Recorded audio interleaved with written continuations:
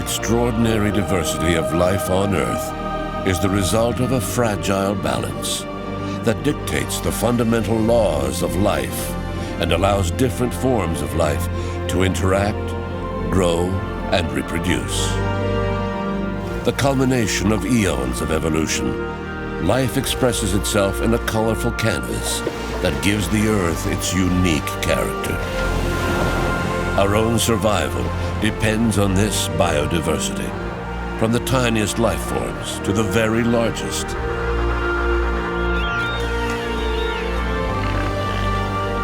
The first forms of life arose in the oceans about 3.8 billion years ago. Today, they still support an array of fragile ecosystems that continue to astonish us as we learn more about them.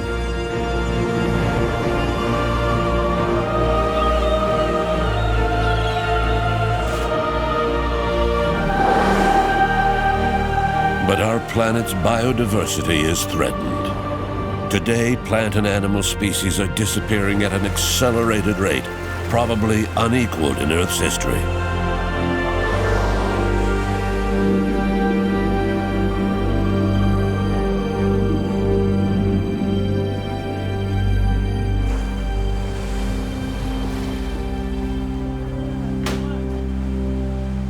We must regain a balance between all species if we want to preserve the ecosystem services that nature provides.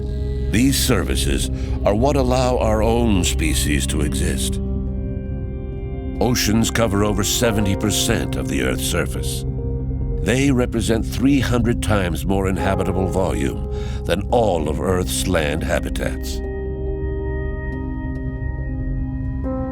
It is estimated that more than 2 million species live in the oceans, about a quarter of all living species. Over 90% have yet to be documented by science.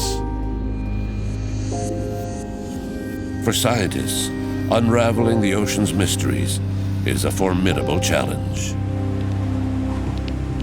Jean Lemire, mission leader of the oceanographic schooner Седна 4. Our mission, 1,000 Days for the Planet, is in the spirit of the great explorers of yesteryears. With scientists, we are traveling the world's ocean to better understand the conservation challenges that we all face. And there are many, many challenges, because the ocean still bears the scars of our past abuses.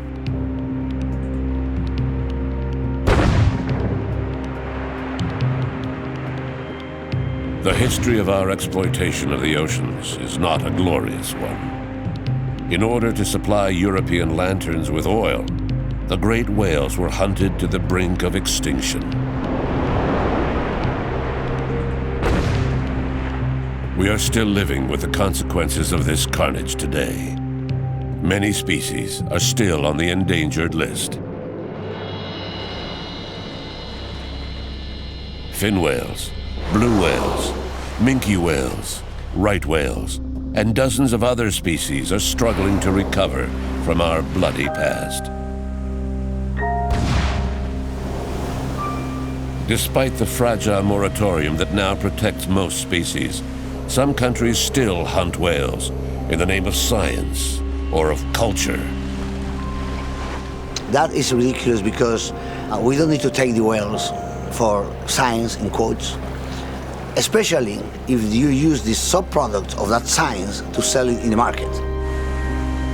Scientific whaling, overexploitation of ocean resources, illegal fishing. The pressure we place on the oceans has become unsustainable, and these already considerable conservation challenges have been complicated by even more insidious problems, such as plastic pollution. The gyre, where a lot of it concentrates, some people say it's the size of Texas or even twice the size of Texas. So we're talking incredible amounts of items out there and debris.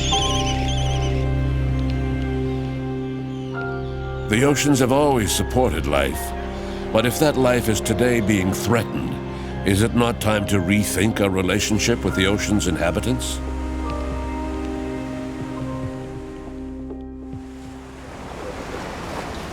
Of all the great oceanic migrants, Whales are without question one of the most emblematic symbols of conservation. The Sedna has stopped in the Azores. The rich Atlantic waters here attract 24 species of cetacean. Though they have a long history of whale hunting, the Azorians gave up this tradition in the late 1980s. Richard Sears has studied whales for over 30 years. Every spring, the great diversity of species off the Azores lures him here to study the migratory patterns of large Atlantic whales. But it's not an easy task. Following these great migrating nomads of the oceans is a challenge for scientists. OK, donc, on se met une heure de départ à 13h, 13h30, heure locale. Richard travels the world to photograph different species. He introduced me to the fascinating world of whales. We often work together, and I have traveled with him to different oceans, always with the same passion, the same desire to learn more about them. Scientists are a bit like the hunters of yesterday. In modern science, the camera has replaced the harpoon. The quest is the same, but the goal has changed. Today, we have a real desire to protect whales. These species are slowly recovering from the excessive commercial whaling that forever changed the face of our oceans. Among the victims of commercial whale hunting, the right whale. A symbol of our past abuses, the right whale is a coastal species, slow and easy to approach, and was a preferred target of the harpoon. In less than 70 years in the 19th century, North American whalers killed over 190,000 right whales in the North Atlantic. Hunting right whales was banned in 1935, but the damage was done. At that time, the population was estimated at fewer than 100 individuals in the entire North Atlantic. Today, after over 3/4 of a century of protection, only about 350 representatives of this severely threatened species remain.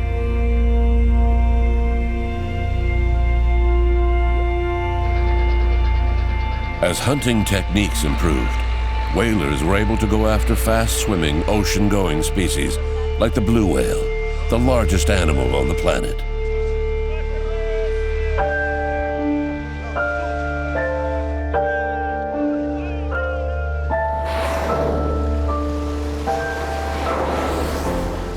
Up to 30 meters in length, and over 100 tons of power and grace.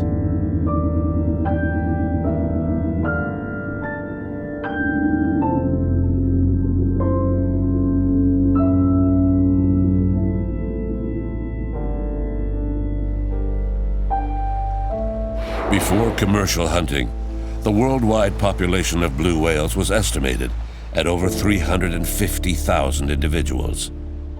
Over the past century, nearly 99% of this population was slaughtered.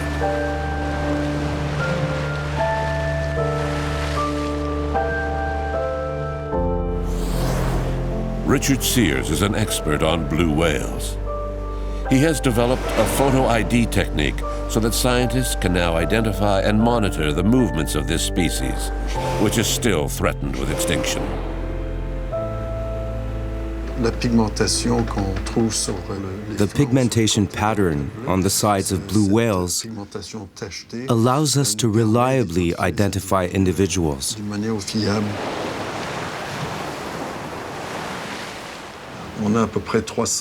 We have identified about 325 blue whales in the North Atlantic, including many photos taken in the Azores.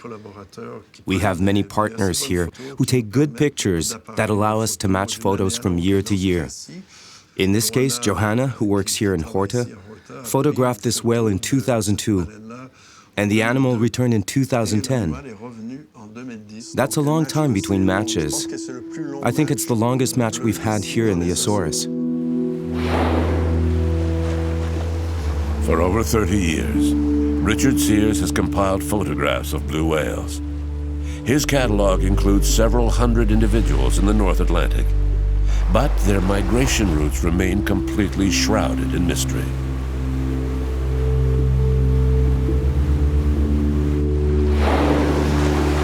The humpback whale was also hunted all over the world. It is estimated that in the mid-19th century, the worldwide population of humpbacks was over 125,000 individuals. In less than 100 years, nearly 95% of the population was wiped out by whalers. By the mid-1960s, only a few thousand survivors remained.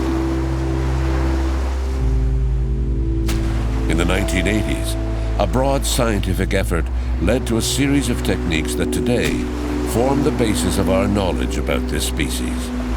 Among these techniques is the identification of individuals using photographs of the tail flukes.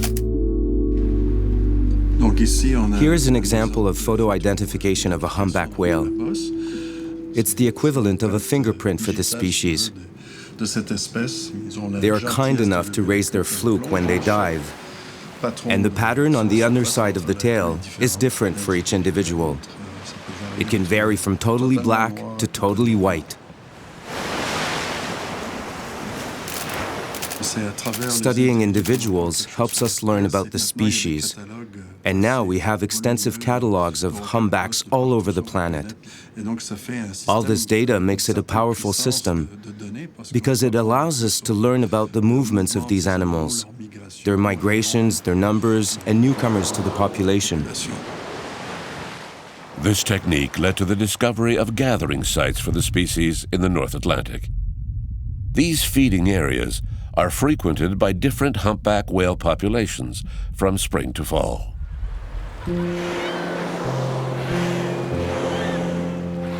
Scientific research has shown that populations are faithful to these gathering sites.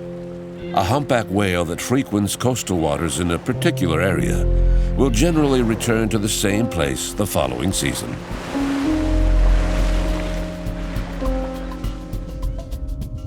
Every winter, most North Atlantic humpbacks migrate south to Silverbank off the coast of the Dominican Republic. They gather on this protected shallow area to mate and give birth.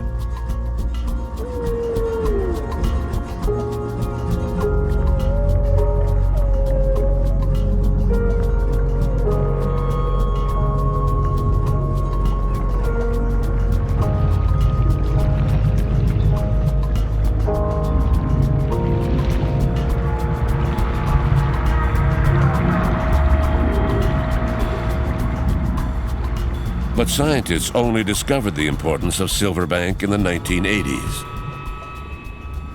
84, it was my first time I saw a whale. We didn't know even where was located Silverbank. We heard about it, but we didn't know.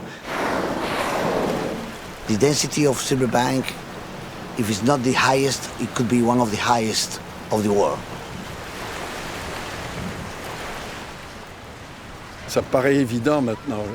Nowadays, everything we know about the animal's movements between here and the north seems obvious. But back then, we knew very little, almost nothing. We knew they came here, but it had never been studied in depth. So we came, and we made a great many photo IDs. Each of us recognized animals from the different areas we were working in. Over 30 years after the discovery of Silverbank, scientists are back. They are now trying to determine the migration routes used by humpback whales between Silverbank and their different feeding areas. For biologist Amy Kennedy, this is a chance to deploy satellite transmitters.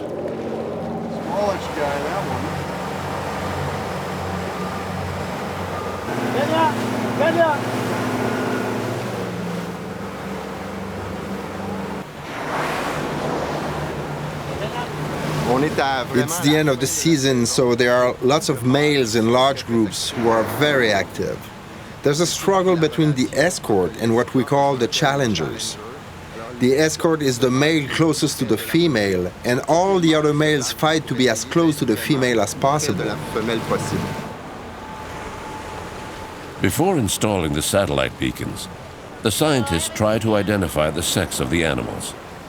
They use a crossbow that shoots an arrow with a hollow tip to take a sample of the animal's skin and blubber. Using genetic profiles, scientists can determine the kinship among the different individuals. So we have developed also a large database of whale tissue.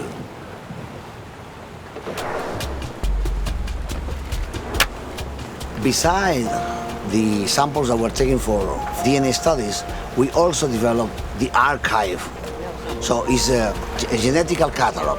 We have whales identified genetically, and this, together with their photo IDs, they complete the information.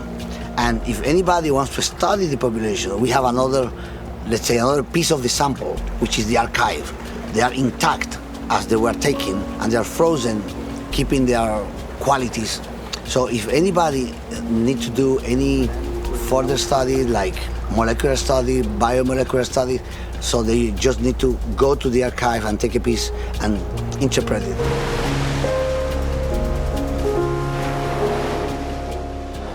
To deploy the satellite transmitter, the scientist's boat must slip into a group of males, competing for the favors of a female. It's a delicate maneuver.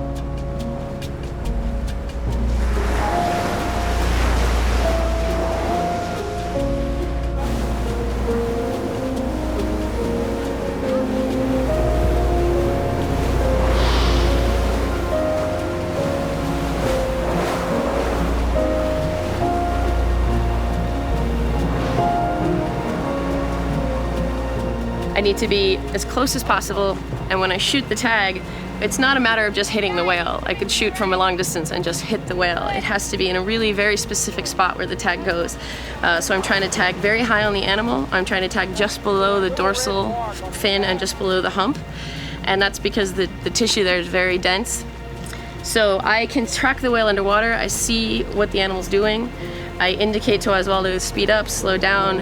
I can see the whale. You can tell when it's coming up. I get ready. And when I know the whale's going to come up, and preferably when it arches, I'm focused on a perpendicular shot directly in one little spot, and I really, in my head, I see almost nothing else.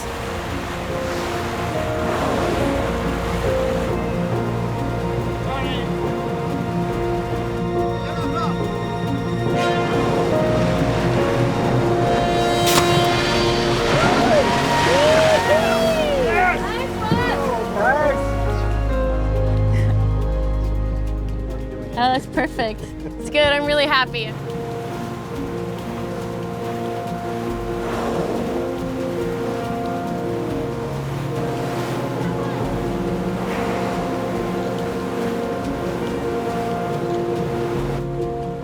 The transmitter is attached to the animal's back using a modified line thrower, which shoots the transmitter's anchoring hooks into the whale's flesh without causing too much injury.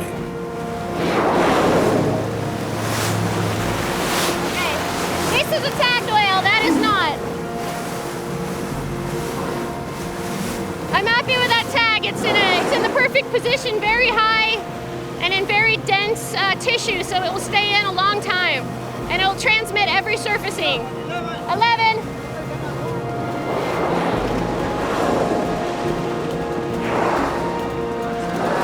That's the tag.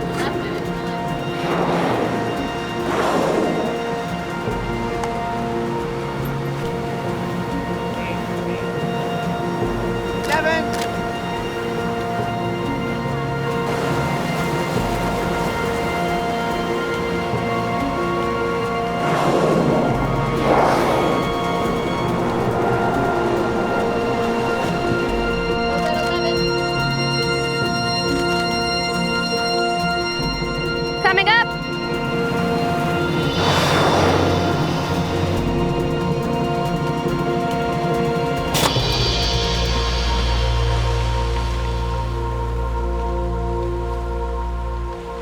That's perfect. It's good. I'm really happy. I'm happy with today. The tags that we got on were in good positions, and I'm relieved, and I can't wait to start tracking them. I don't want to get to the computer now and see where they go. So this is the 4 whales that we tagged on the 2nd. So this is 4 full days of track for all 4 whales, which is really exciting because the cool thing is that all 4 of these whales were tagged in the same exact group. They were all there together. And then you can see that each one of them has gone a completely different direction. One whale has stayed almost exactly around the same spot that we tagged it. One whale has moved over to Mouchoir Bank. And one whale looks like it's starting its migration up north. And then another whale looks like it's moving to the southeast, which is really unique. And we hope that these keep lasting because we'll be able to check them every day from here on out. And I check them a lot, so constantly checking my tags and making sure they're all working and see where everybody's going. And it's very important, this preliminary information, because we have seen that in just 5 days after the tag, the whales are outside of the boundaries of the sanctuary. So for our country, this information is very important in terms of maybe developing new policies for conservation, maybe expanding the boundaries of the sanctuary. You see how important it is for the sanctuary to be included in these areas. So can we sort of amuse ourselves with the thought of where these guys might be going? And I would say that the Mouchoir Bank guy has a good chance of going to the Gulf of Maine. Yeah, no, I think that that's a very good guess. I think these other whales, if they move offshore and then start heading north, they have a straight shot to somewhere else. So. Iceland or maybe even Norway? Yeah. There are very distinct feeding grounds in the North Atlantic, and they're characterized by high site fidelity, which means that if you go to the Gulf of Maine, you are likely to see whales that you've been seeing for generations. And it's the same with all of the major feeding grounds, Norway, Iceland, Newfoundland, Greenland. And it's all driven by the mother. So the mother will bring her calf there on its first migration. The calf remembers that migratory route and will continue to return there throughout its lifespan. Researchers in all of the feeding grounds have several generations of whales. I mean, we'll see a calf and we'll know its mother and its grandmother and its great-grandmother and its great-great-grandmother, which is awesome, just really, really great. It really shows that these whales are multinational world travelers. They are not Dominican whales, and they're not American whales or Canadian whales. They are whales of the entire North Atlantic. They cross so many different borders across so many different countries. And so we need to all work together to help preserve this species. While some of the transmitters operated for a limited amount of time, whale number 87765 broke all records by transmitting for 57 consecutive days. The migration data of whale 87765 stopped off the coast of Newfoundland. Where will it go next? Will it remain around Newfoundland, or will it continue its migration towards Iceland, Greenland, or even Norway?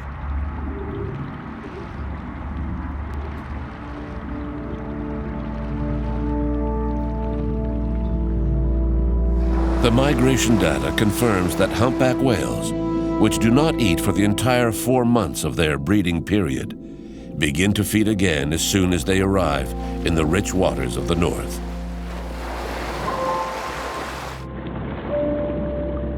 A humpback whale requires 2 tons of food per day. But can the current state of the oceans support any eventual population increase of these species? The composition of the oceans is undergoing a transformation. Their biomass has declined sharply since the start of human exploitation. For whales, seabirds, turtles, sharks, and all migratory species that rely on the oceans, the future is more uncertain than ever. The food that marine populations need to survive is in decline. Scientists are worried about the growing number of dead zones in the oceans. Off the coast of Bermuda, we met with scientists from the Corvette Kramer, a research vessel studying the composition of the oceans. They recently discovered a new continent of plastic in the Atlantic Ocean. Sea Education Association essentially is an educational organization that teaches students about the ocean.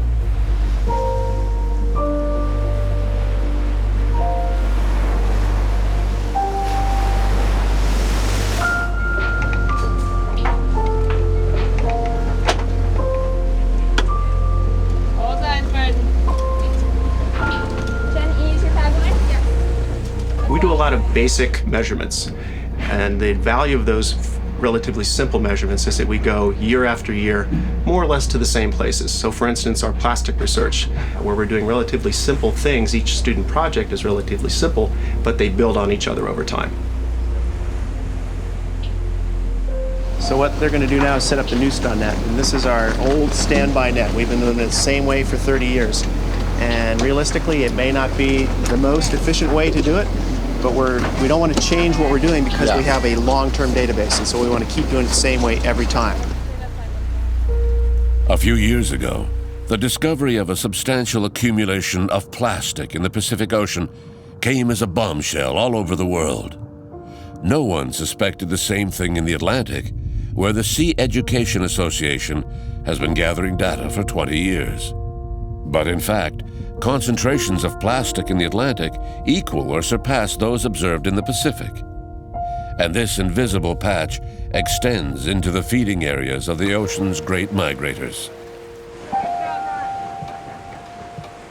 The plastic comes from land. We think that probably around 80% of it is actually shore-based. So it's from you and me.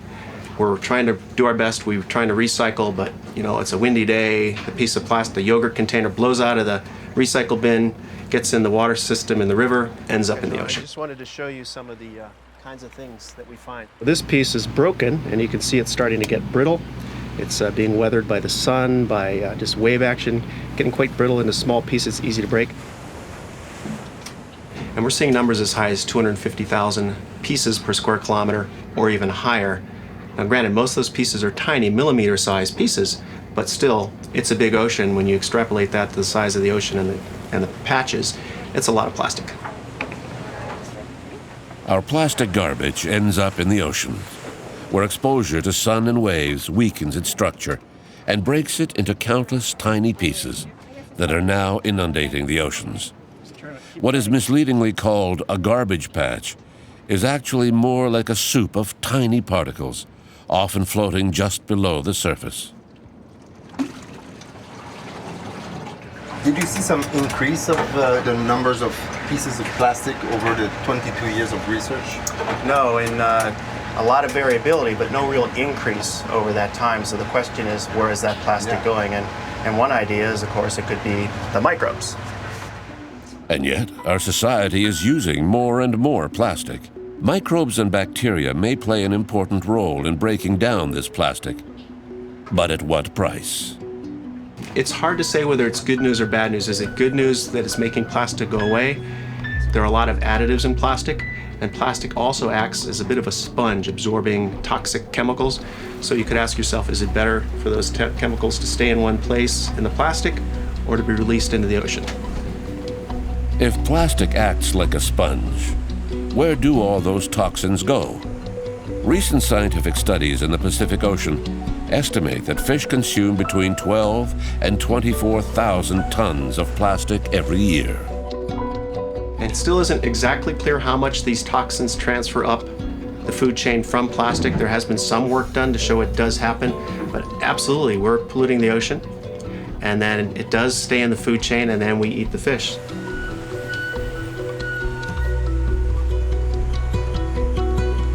We produce about 300 million tons of new plastic every year. Half of this, about 150 million tons, is only used once, then thrown away.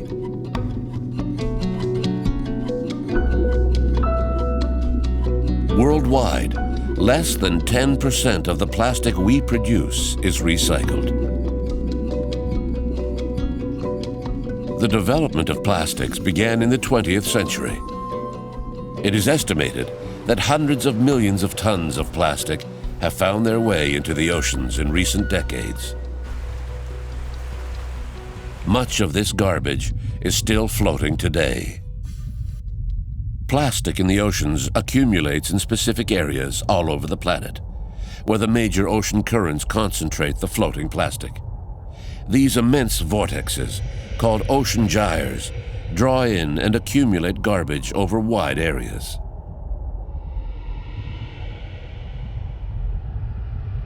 This pollution ends up in 5 major ocean basins: the North Atlantic, the South Atlantic and Pacific, the Indian Ocean, and the most well-known ocean gyre, the North Pacific.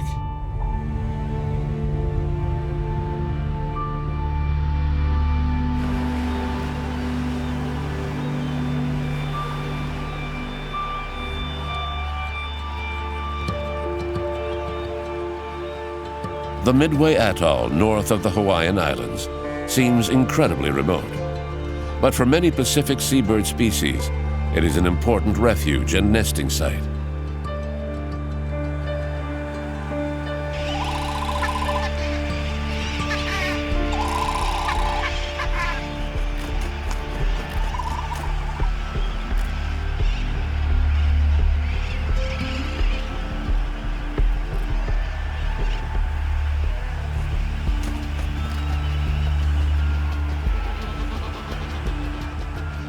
The island's most abundant bird is the Laysan albatross, classified a vulnerable species. They come here to lay their eggs and raise their chicks, far from any predators. But the real threat to the Laysan albatross is much more insidious than any predator. John? Yes? You look at Midway, and it's so remote. It's in the middle of this beautiful Pacific Ocean, and your first thought is it should be pristine, untouched, white sand beaches with nothing on it. A lot of disturbance. But instead, we see lots of plastic. Here, and then just beach disturbance. So it's been a slow. The winds and the currents of the North Pacific Gyre combine to concentrate plastic in this area.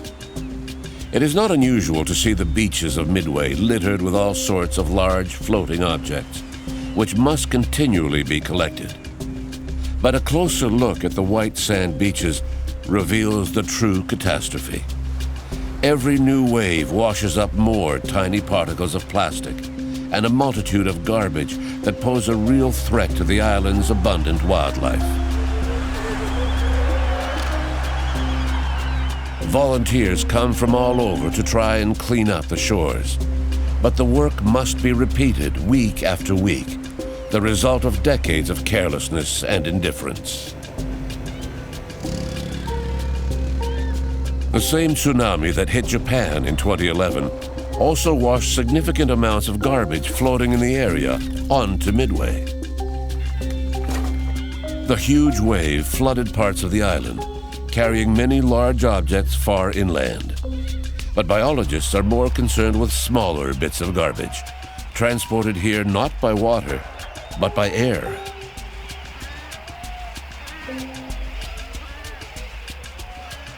The way that plastic is arriving in the interior is that the adult albatross are foraging 1,000 miles or so from here.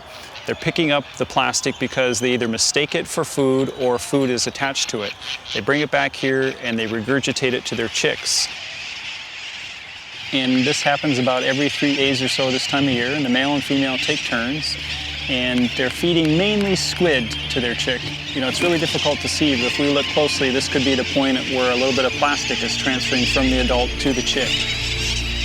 At some point, some are able to regurgitate a pellet or a bolus and get rid of the plastic, and others don't get rid of it, and as they die, it remains inside their body.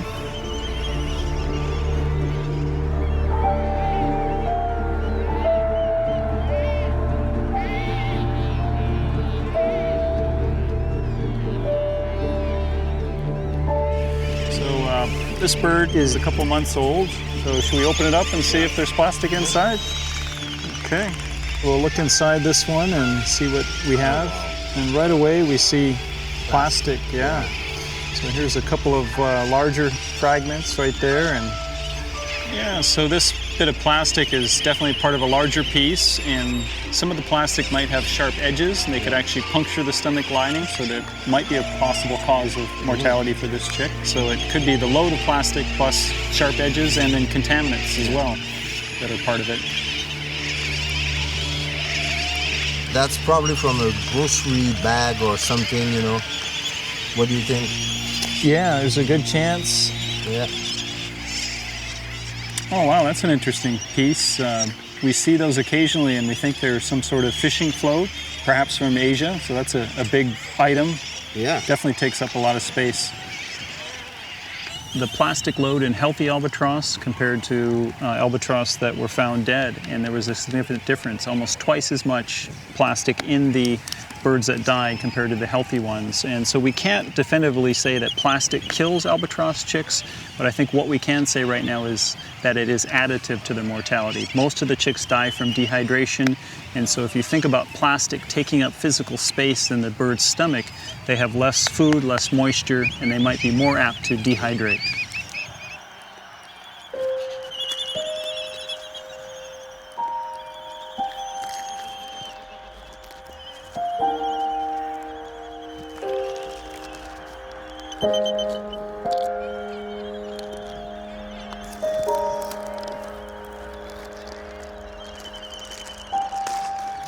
Incredible.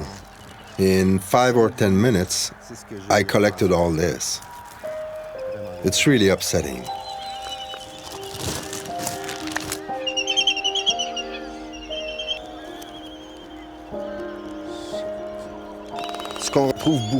We find a lot of bottle caps and lighters. A lot of lighters. And many floaters like this. They look a lot like what the birds would find. This is a squid without the head. Clearly, they look very much alike. Here's a lighter, and here's a squid.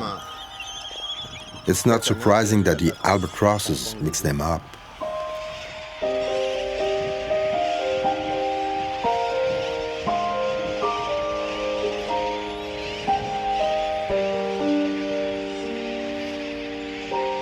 We see a lot of spacer tubes that are part of the oyster aquaculture industry in Asia or in Japan. So they have these lines that go down and they have these small little oyster cages. And in order to space them on the line, they have these plastic spacer tubes. And when the line breaks apart, the spacer tubes are all over the ocean. That's pretty common.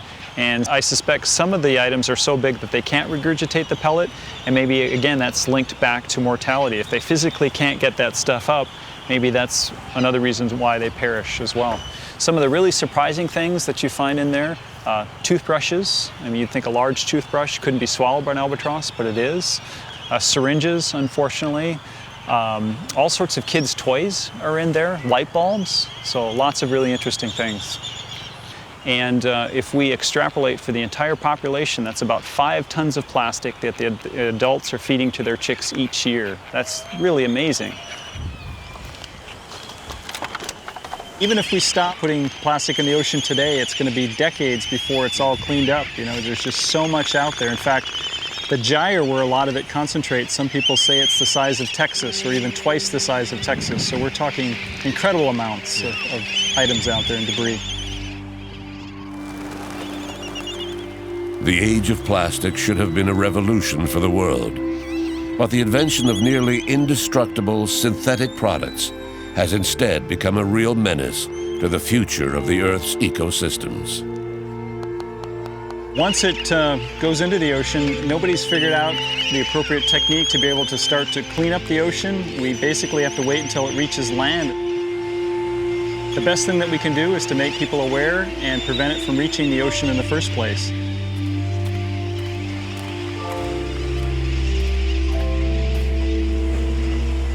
The solution has to start with us, with our use of plastic, but above all, by how we get rid of our garbage. It's not that complicated. We don't have to reinvent the wheel. We just have to recycle our plastic.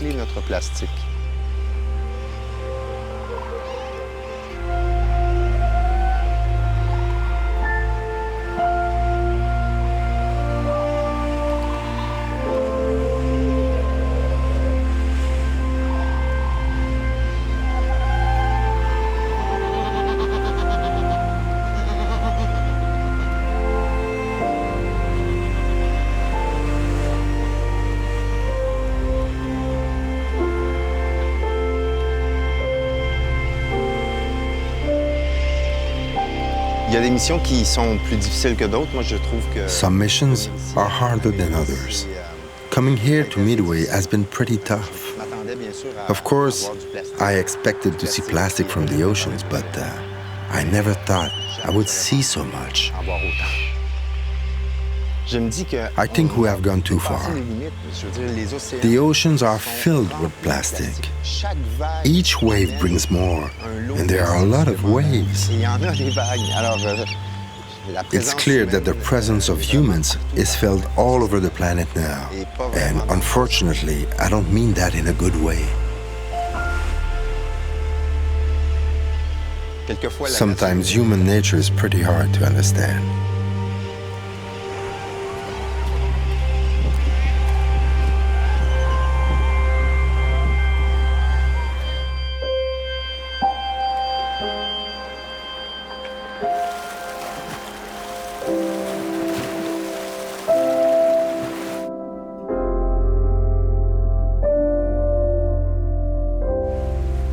Protecting the ocean's great migrators is still a challenge for scientists.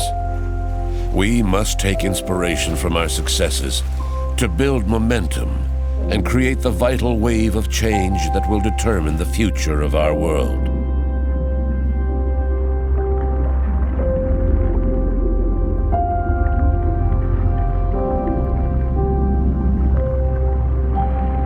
Today, the humpback whale is undergoing a population boom all over the planet.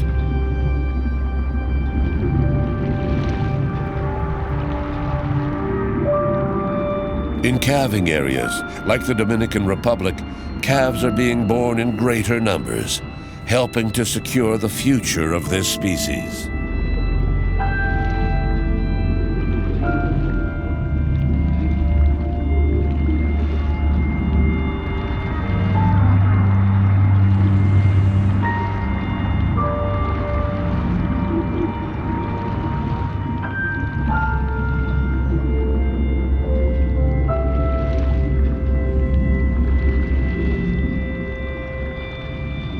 The reconciliation between our two species is translating into an apparently shared curiosity.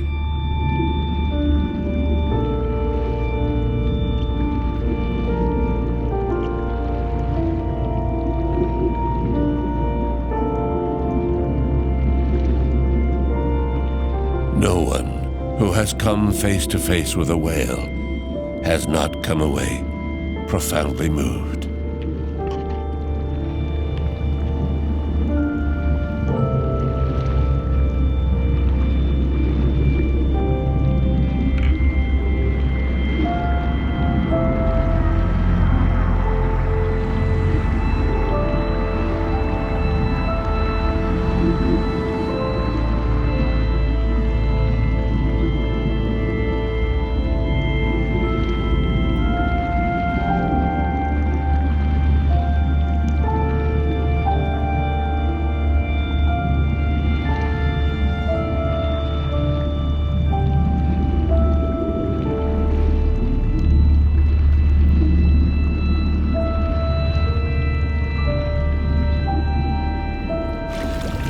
Came up kind of unexpectedly too, and I didn't know where to go.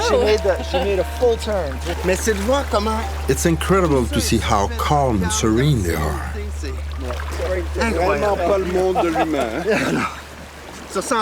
You're not scared. You're not scared at all. These are what I call little moments of eternity. They stick in your head, and they're gonna be there forever. It's an amazing feeling. It was fantastic. I've never had an experience like that before. Amazing. Amazing. Incredible. After an experience like that, you can die happy. Incredible.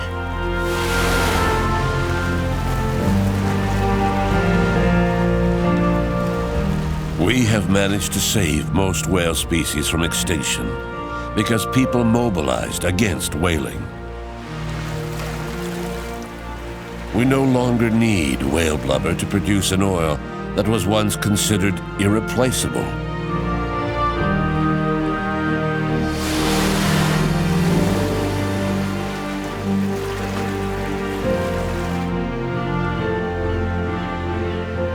Citizen mobilization may be the salvation of the oceans if we are going to rescue them from the devastating effects of our own consumption habits.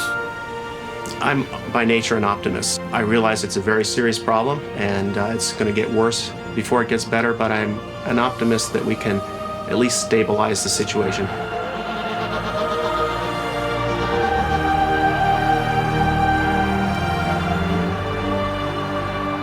Hopefully, over time, we can make some positive change and reduce the amount of plastic that's going in the ocean and reduce the amount that albatross are getting. Because ultimately, it's going to affect you and I and all levels of the food chain.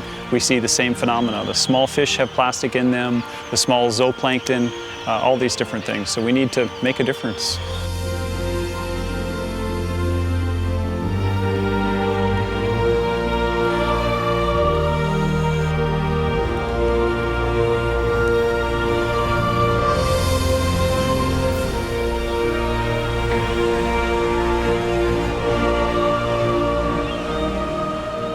When industrial whaling ended, there were only about 5,000 humpback whales left. Today, there are over 60,000 in the world's oceans, a great conservation success story.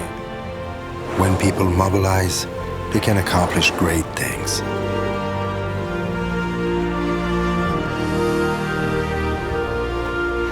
Today, witnessing the magnificent spectacle of the Earth's last giants is certainly one more motivation to conserve the extraordinary biodiversity of our planet.